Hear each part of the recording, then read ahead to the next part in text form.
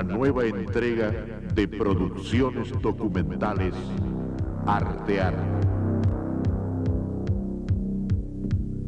Para su ciclo, La aventura del hombre.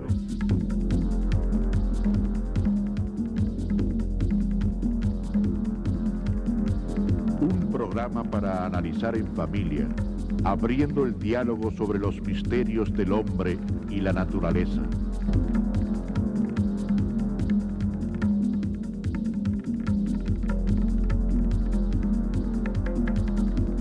Hoy presentamos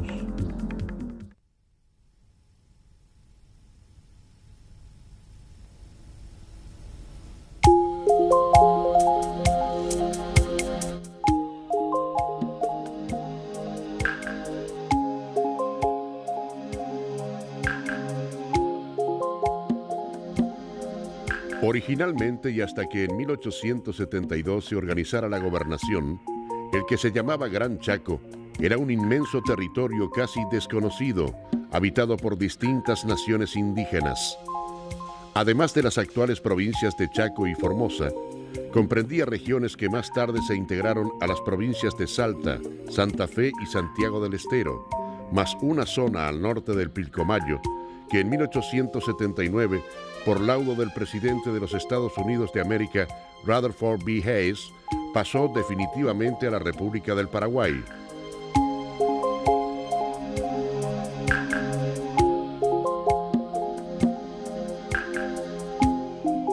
Para la región, cuya integración al resto del país estuvo plagada de conflictos, abandonos y luchas que regaron su suelo con sangre indígena, criolla y extranjera, nunca nada ha sido fácil, y tal vez por eso la gente que permanece en esta tierra es gente forjada en el sufrimiento y la perseverancia que los hacen continuar pese a todo, resistiendo el abandono de un lugar que tanto les ha costado conseguir.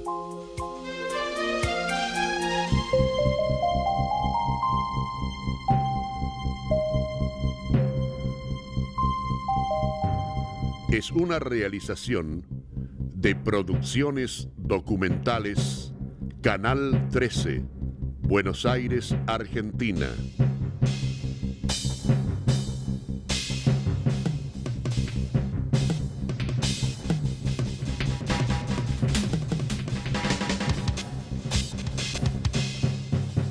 Hoy presentamos La resistencia del Chaco. Segunda parte. Desde 1930 hasta 1950, 65 millones de europeos buscaron establecerse en tierras americanas.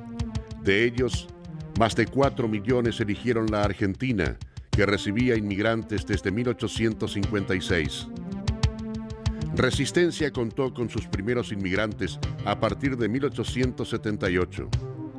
En 1879, el comisario Jaime Sosa informaba que los colonos, originarios de Udine, sufrían fiebres gástricas y otros malestares por el cambio de clima y que su primera cosecha había fracasado al utilizar los mismos métodos que en su país de origen. A pesar de los problemas, para 1882, Resistencia contaba con 895 habitantes, de los cuales el 71% eran italianos, el 23% argentinos y el resto brasileños, ingleses y suizos. A ellos siguieron muchos otros que llegaban a nuestro país atraídos por el sueño de las fértiles y extensas tierras.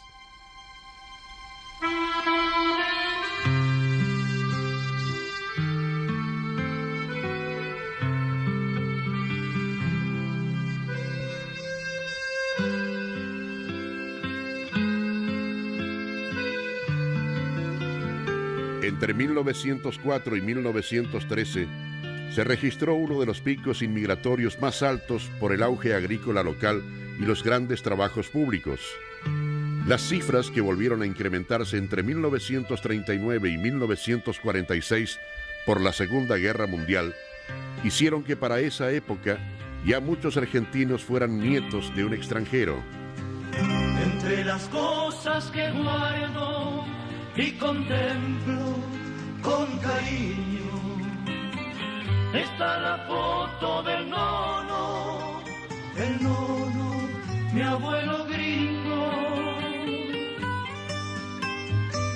Eran sus ojos de cielo, manos callosas de trigo, maduradas en su pecho, con esperanza y cariño.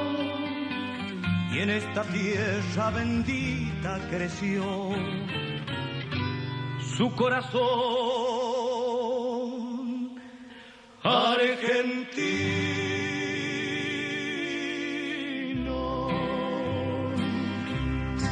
Desde 1947 a 1955, el proceso inmigratorio continuó siendo intenso por la creciente industrialización y la sostenida explotación agropecuaria. Hasta esa época, la inmigración predominante continuó siendo italiana, con un índice del 50%, seguidos por un 23% de españoles. Más tarde y hasta la actualidad, la inmigración europea cayó y creció la de países limítrofes y asiáticos. Toda esta masa inmigratoria se polarizó en una corriente urbana y otra rural. El campo fue al principio muy buscado por la posibilidad de obtener la propiedad de la tierra, pero llegó una etapa de saturación y muchos volvieron a las ciudades.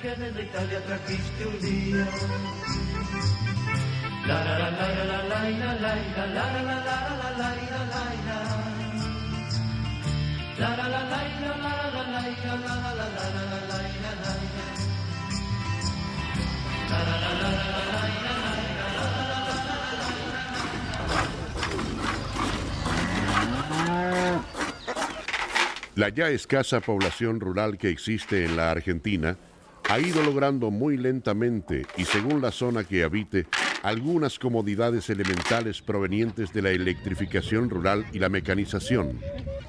Pero de todos modos, vivir y subsistir en el campo implica estar alejado de centros asistenciales y educacionales, lo que además de significar un riesgo, incide en el futuro laboral de los más jóvenes que puedan desear no continuar con el estilo de vida de sus mayores.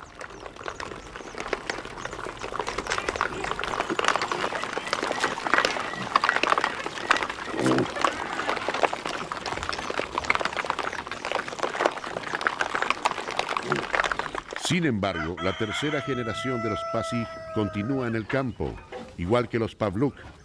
En cualquiera de estos establecimientos, los más jóvenes y los más viejos trabajan día tras día, con ese estilo particular del trabajo rural que mezcla la perseverancia con la resistencia a una vida sin concesiones. El vasco Martinac también sabe de eso cuando tarda 11 horas en ahumar artesanalmente sus embutidos.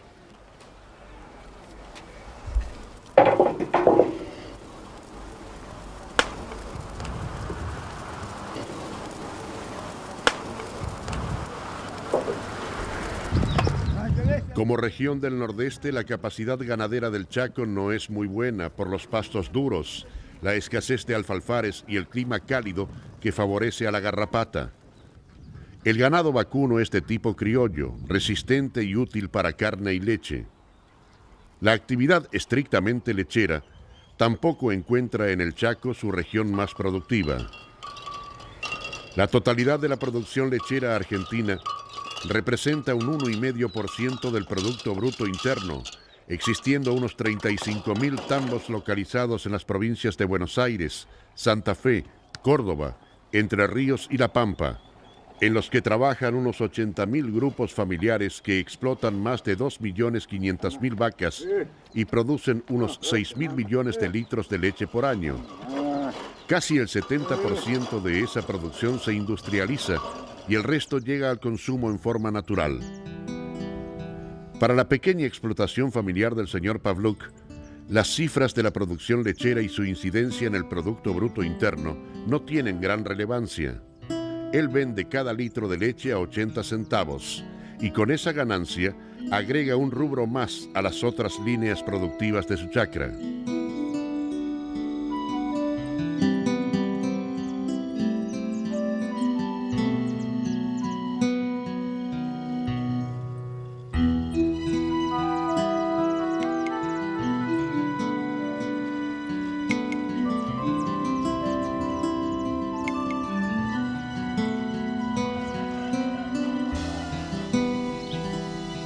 Las provincias norteñas de Tucumán, Salta, Chaco, Formosa, Corrientes, Misiones y los valles de los ríos Negro y Chubut al sur del país cuentan con unos 1.500 tambos, cuya producción representa aproximadamente el 18% de la producción total del país.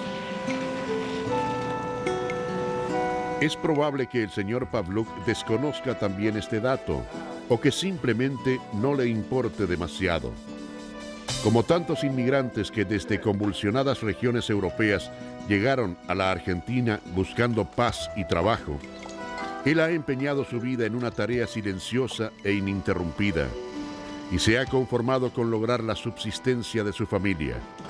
Nunca sabremos si a veces añora los aires del pueblo que dejó hace mucho tiempo, volver a comunicarse en la lengua de sus padres o haber alcanzado un mejor nivel económico con el esfuerzo de tantos años. Él solamente sigue adelante con su vida honrada y simple, ligado para siempre a la tierra chaqueña.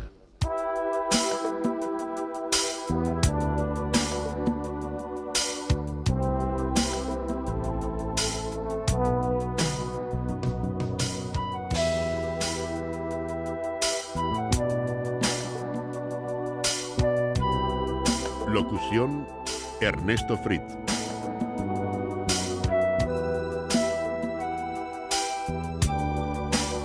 Investigación y relatos: Marta Diana.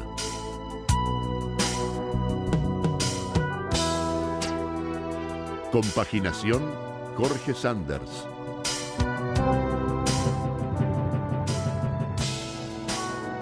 Producción ejecutiva y realización: Eduardo Terrile.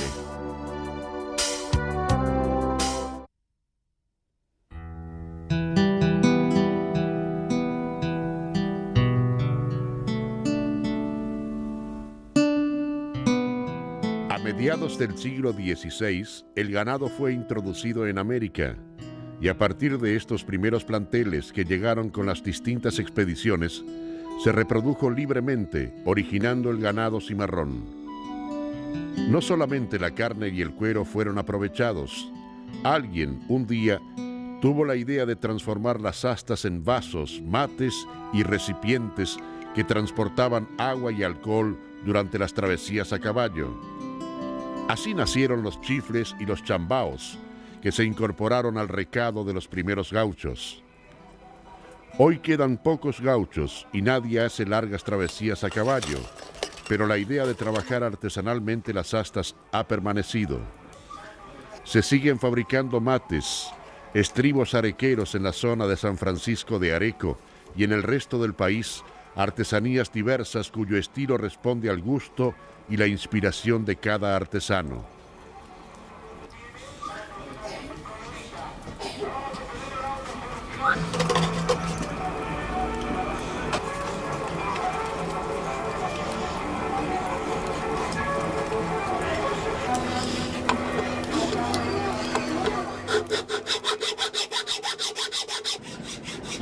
Doña Margarita llegó un día al Chaco y se quedó para siempre.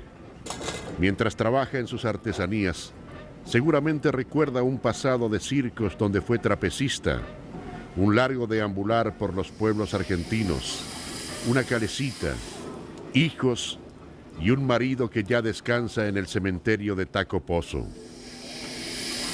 La localidad pertenece al extenso departamento de Almirante Brown, zona del famoso impenetrable chaqueño, y según datos del año 1992, tiene 20.830 habitantes en una superficie de 17.276 kilómetros cuadrados, lo que da una idea muy clara de la baja densidad de población en una región que se caracteriza por las duras condiciones de vida. Sin embargo, es aquí donde doña Margarita eligió quedarse con sus artesanías, su vida simple y las periódicas visitas a la tumba de su marido, a quien pide ayuda siempre que lo necesita. Viejito, no te vas a enojar conmigo. Yo te pido este favor, que llueva, que venga el agua, porque es tanta la necesidad que tenemos de agua. pero no quiero que sea fea la tormenta. Perdóname porque esto no es ninguna maldad ni ninguna cosa fea. Padre nuestro que estás en los cielos, santificado sea tu nombre, vénganos a tu reino, hágase tu voluntad en el cielo como en la tierra. El pan nuestro de cada día, dánoslo hoy, y perdónanos nuestra deuda, así como nosotros perdonamos a nuestros deudores. No nos dejes caer en la tentación, mas líbranos de todo mal. Amén. El agua, símbolo eterno de vida, cae sobre la piedra como último paso del pedido ritual. Dato interesante para el escepticismo urbano. La tormenta vino y llovió durante una semana.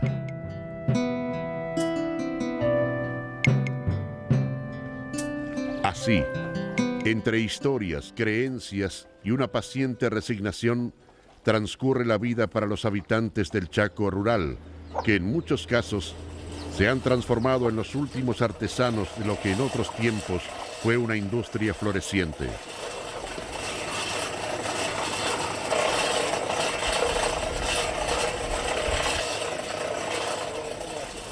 Rojas es constructor de unos pequeños carros que en la zona se llaman zorras.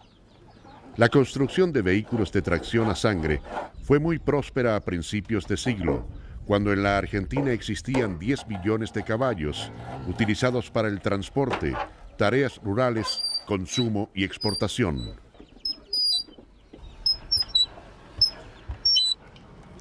Para la fabricación de una zorra se emplea algarrobo en las ruedas y quebracho blanco en los tarugos. Los elementos de ferretería que deben ser traídos de otro lugar encarecen, según la explicación de Rojas, el precio de las zorras, que cuestan nuevas 800 pesos y usadas 450. La economía de miles de fabricantes dedicados a este tipo de producción fue cayendo irremediablemente con la progresiva mecanización de las tareas agrícolas y la correspondiente disminución de las cabezas equinas, que según el Censo Agropecuario de 1988 no superaba el 1.800.000. Estas y otras variantes, tanto económicas como tecnológicas, trajeron aparejados grandes cambios sociales. En 1914, el 47,3% de la población del país vivía en el campo. En 1991, el mismo índice caía al 13%. Algunas estadísticas revelan además que en provincias como el Chaco, donde la población rural sigue siendo numerosa, las condiciones de vida están en el límite de la supervivencia. En 1990, sobre 22.457 niños nacidos vivos, murieron 804.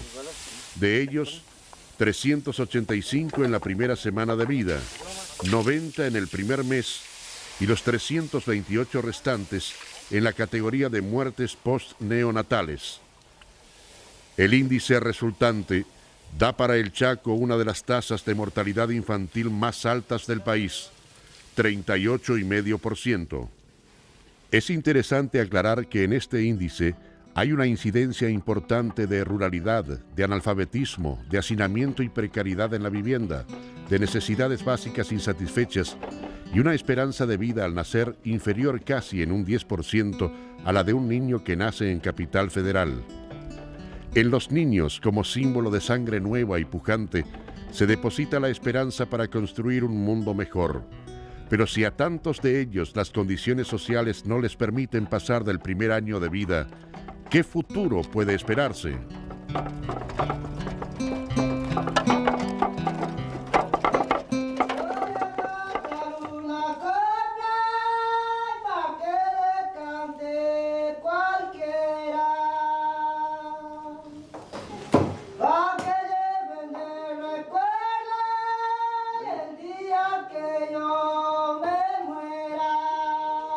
Con la noche y el merecido descanso llega el esparcimiento del boliche, ámbito que en el campo argentino funciona tradicionalmente casi como un club exclusivamente masculino.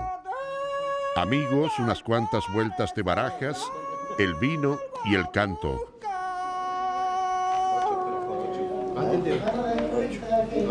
También si allá no me duran porque poco se rajan.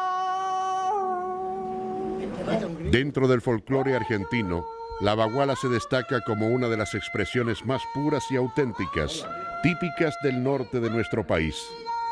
El canto, generalmente masculino y solista, se acompaña en algunos casos con la caja. Su fórmula poética, basada en cuartetas de ritmo asonante, comúnmente llamadas coplas, se canta con melodías conocidas como tonos.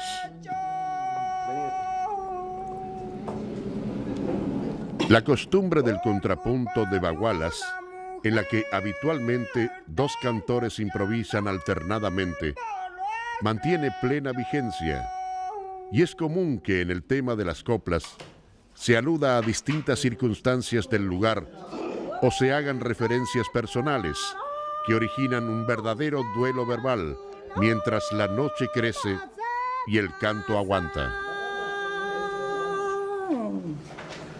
Si tener que lo consuela, ¿y cómo será la desgracia?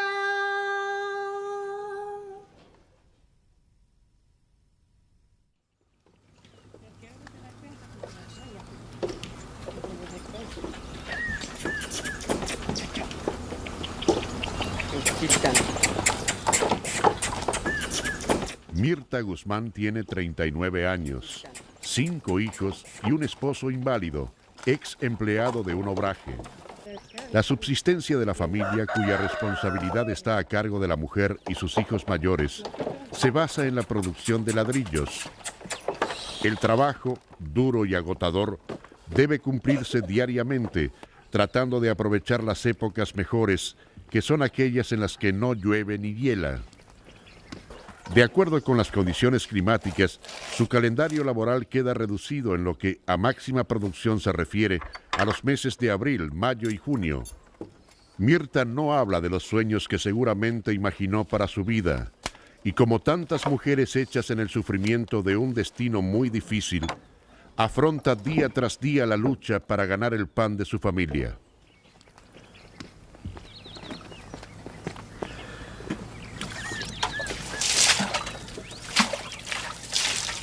Los orígenes del ladrillo son muy remotos, siendo fabricado ya por asirios y caldeos 3000 años antes de Cristo. Pinturas encontradas en una tumba egipcia muestran a los obreros acarreando agua, arcilla y paja, mientras algunos pisotean el barro y la paja para mezclarlos. En otra escena se los ve volcando la mezcla en unos moldes rectangulares y finalmente aparecen dejando los ladrillos al sol para que endurezcan. Mirta no sabe seguramente que la técnica que ella sigue empleando es tan antigua. En su caso, mezcla la tierra con aserrín, lo que impide que el ladrillo se rompa cuando entra en el proceso de cocido, que técnicamente recibe el nombre de sinterizado. La turbina artesanal que utilizan es de tracción a sangre, humana o animal. Alguien tiene que hacerlo.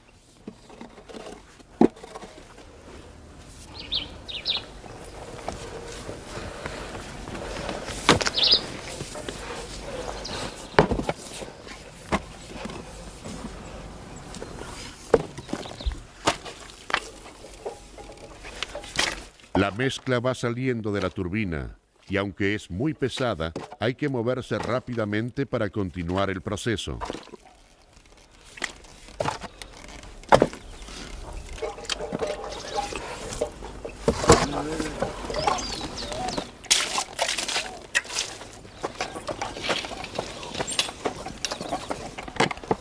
Como en todo sistema de producción artesanal, la ganancia está directamente relacionada con el esfuerzo y la resistencia del que trabaja. Y lo que posiblemente tampoco saben Mirta y sus hijos es que una fábrica moderna puede producir cada 30 minutos 6,5 toneladas de ladrillos cerámicos huecos.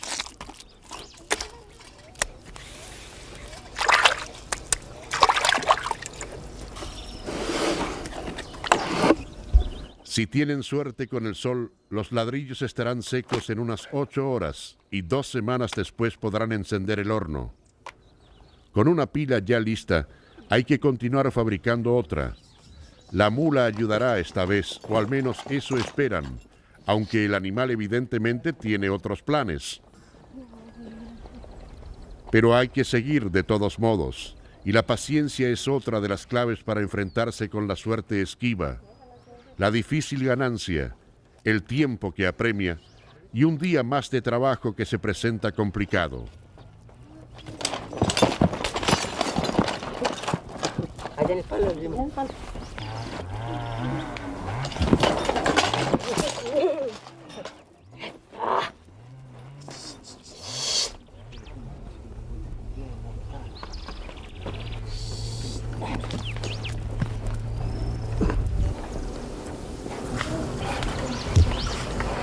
Desde hace unos 40 años, los ladrillos cerámicos huecos han ido reemplazando a los ladrillos comunes en la construcción por diferentes ventajas.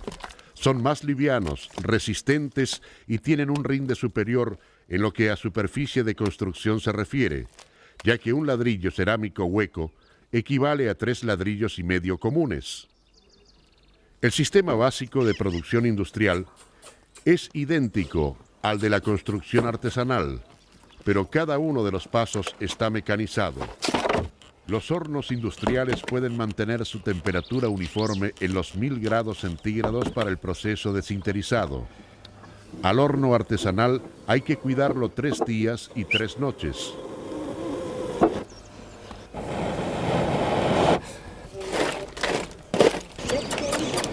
Cuando los hebreos eran prisioneros de los egipcios, fueron obligados como castigo a fabricar ladrillos para el faraón. Mirta y sus hijos tal vez no hayan leído el primer capítulo del Éxodo, aunque seguramente la voluntad de seguir adelante también tenga que ver con la fe en una vida mejor.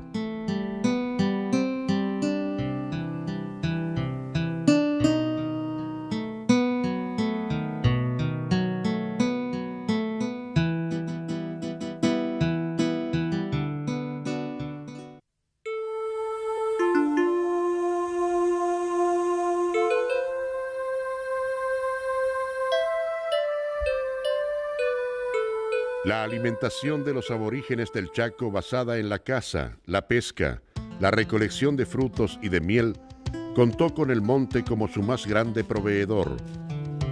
Entre ellos, la miel ha estado presente tanto en la alimentación diaria como en las fiestas y ceremonias.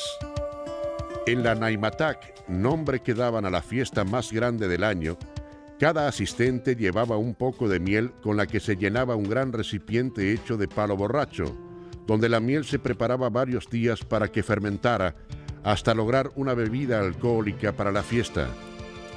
Pero encontrar miel en el monte no es una tarea fácil, y solamente la experiencia y el saber adquirido a través de las generaciones permiten a los hombres que salen a melear terminar con éxito su jornada.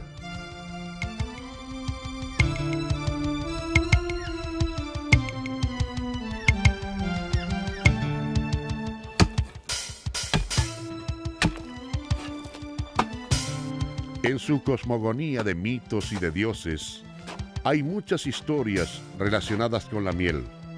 Una de ellas cuenta que un joven toba llamado Chunga se enamoró de una bella muchacha que rechazaba a todos los pretendientes. Chunga buscó entonces unos panales de miel y con ellos hizo una pelota. Subido a un árbol esperó el paso de su amada y cuando ésta apareció, arrojó la pelota a sus pies. La joven comió de la miel y al día siguiente amaneció embarazada. Todos preguntaron quién era el padre y la muchacha respondió que era la miel.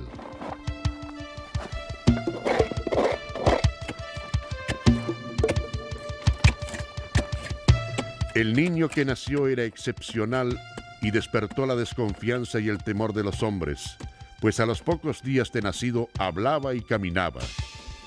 Finalmente el niño avisó a todos los hombres que se reunieran trayendo arcos, flechas, boleadoras y juguetes para descubrir entre todos a su padre. Llegado el día, el primero de los hombres se acercó al niño y dijo: «Aquí están tus flechas. ¿Cómo estás, hijo mío?» Pero el niño respondió: «Vete, hermano, vete». Lo mismo pasó con todos los demás hasta que llegó el turno de Chunga, quien sin mirar al niño Se acercó directamente a la madre y entonces el niño gritó: «Ahí está mi padre». La ingenua belleza de la historia refleja los códigos sociales y morales de los tobas, para quienes la estructura familiar y el sentido comunitario son muy importantes, así como el sentido de conservación del bosque. Por esa razón, obtenido el panal, devuelven la mitad para que el enjambre pueda seguir trabajando.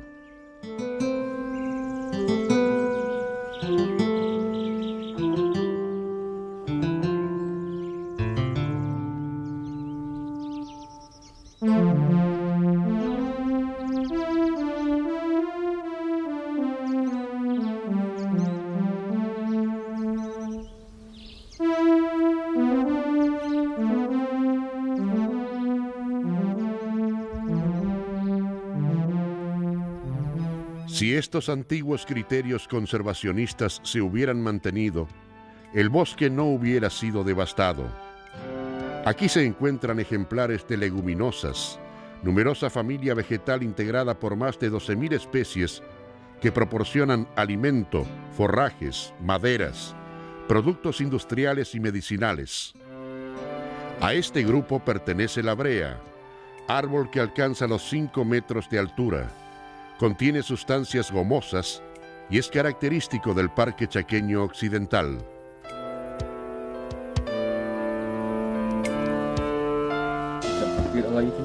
La llegada del padre con miel trae alegría a la casa.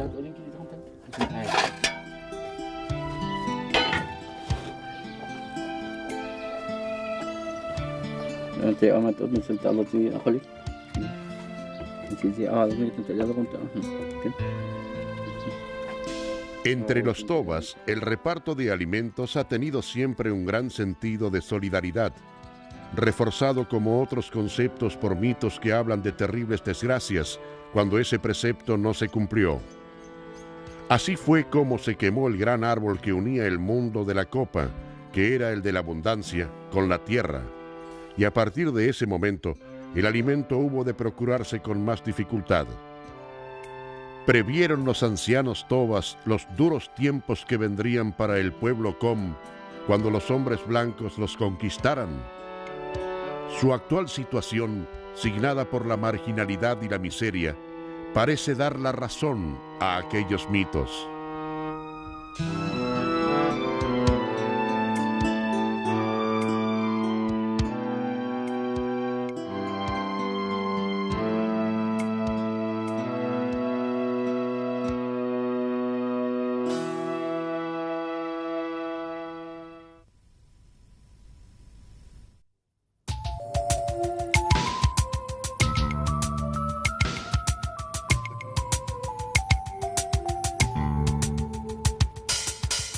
La cultura indígena ha dejado en el Chaco un semillero de mitos y leyendas incorporadas a la tradición local.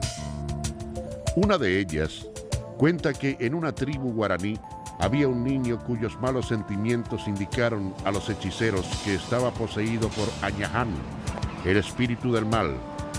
Cuando intentaron curarlo, el niño huyó al monte donde no pudieron alcanzarlo, pues conseguía pasar sin herirse por los cardones que desgarraban la carne de sus perseguidores. Muerto por el hambre, Añahán lo transformó en el vinal, dotándolo de espinas y poderes tales que en su proximidad solo pueden crecer los cardones que lo ayudaron a huir. La leyenda fue premonitoria.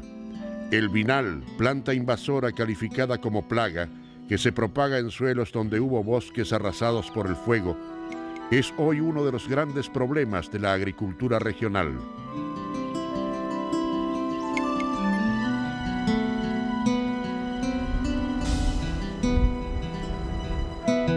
Pero en el monte hay otras especies que no son hostiles y que Samuel Acosta, artesano toba, conoce muy bien. El lecherón, también conocido como curupí, es un árbol que llega a los 10 metros de altura, cuya madera blanda y flexible es apta para la construcción de violines.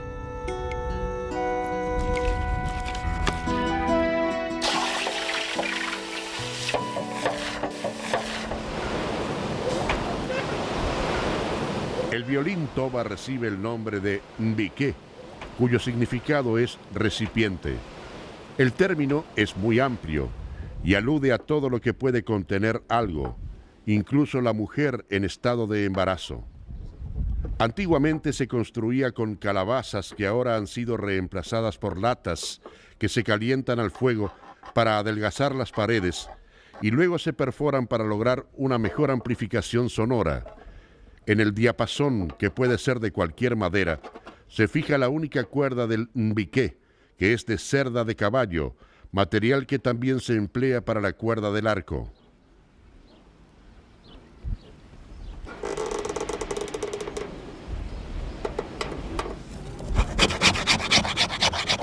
La vara del lecherón se transformará en el arco de este ingenioso instrumento artesanal posthispánico, que a pesar de la pobreza de sus elementos, logra producir una gama de sonidos musicales que los tobas utilizan para sus melodías festivas, en reuniones públicas y en algunos casos para iniciaciones chamánicas.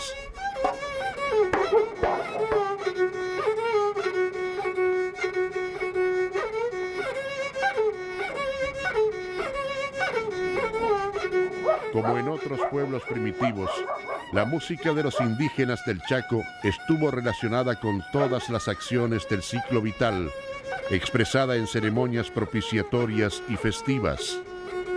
Más tarde, la acción de las misiones colonizadoras y evangelizadoras, al modificar su estilo de vida, hizo desaparecer algunos instrumentos musicales como el tambor de agua y los sonajeros de uñas.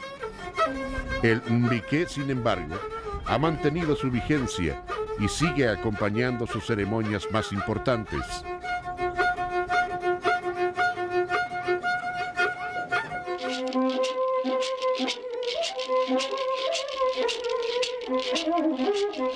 Hoy es un gran día para la comunidad toba de Campo Medina, porque al fin el hijo del cacique Hilario Tomás, muerto en 1980, ha llegado a los 25 años y puede ser nombrado cacique general de la tribu toba.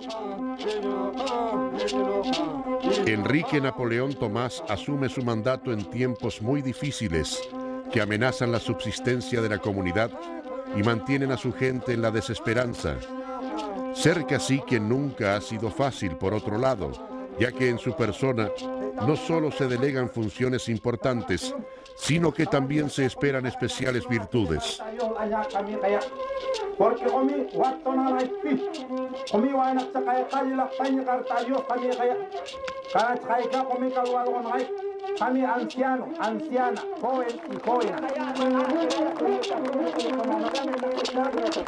Entre los tobas, la jefatura encarna la manifestación de un poder carismático, Napinchik, que en ocasiones puede ampliar su rol, haciendo coincidir en una misma persona la función de cacique y sacerdote.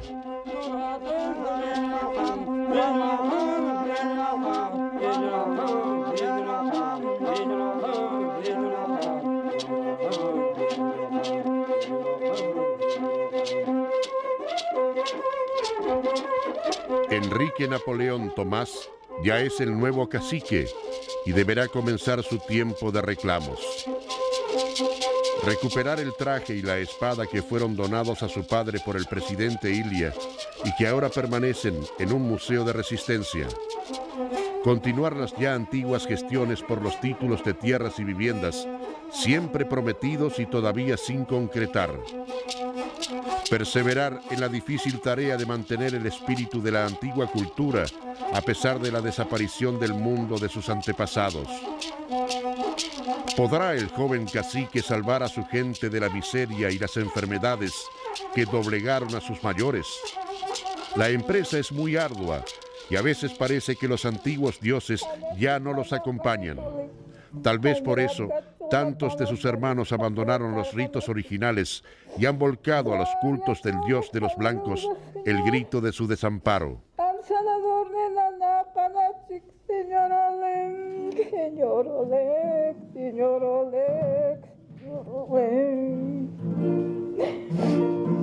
Gloria, gloria, aleluya, Señor.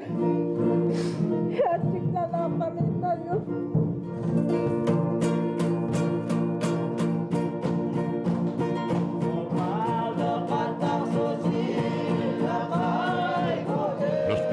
misioneros que tomaron contacto con los aborígenes del Gran Chaco fueron católicos franciscanos y jesuitas que lograron un ámbito pacífico de entendimiento y colaboración en las reducciones. Más tarde, cuando las reducciones desaparecieron, otros misioneros católicos y protestantes se acercaron a ellos con suerte de...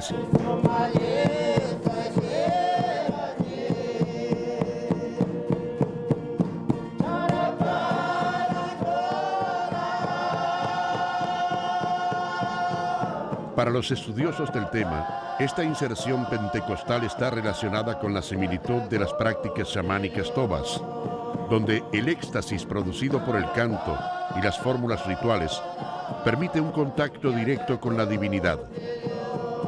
La Iglesia Pentecostal se distingue de otros grupos evangelistas por aceptar la idea de la presencia del Espíritu Santo en sus ceremonias, lo que se expresa con el éxtasis, la capacidad de hablar en lenguas y la curación por el Espíritu que experimentan sus fieles. Este sincretismo toba pentecostal, que resulta apasionante para los investigadores y un fenómeno divino natural para los pastores del culto, ha logrado un cambio de conductas ancestrales de los tobas, como evitar el tabaco, el alcohol y determinadas prácticas rituales. Yo encontré cuando mi salvador yo aprendí. Hoy, para muchos hermanos del pueblo Com, ha llegado por fin el momento de la salvación a través de la palabra de los pastores pentecostales que han hecho renacer su esperanza. La patria yo encontré cuando mi salvador yo aprendí.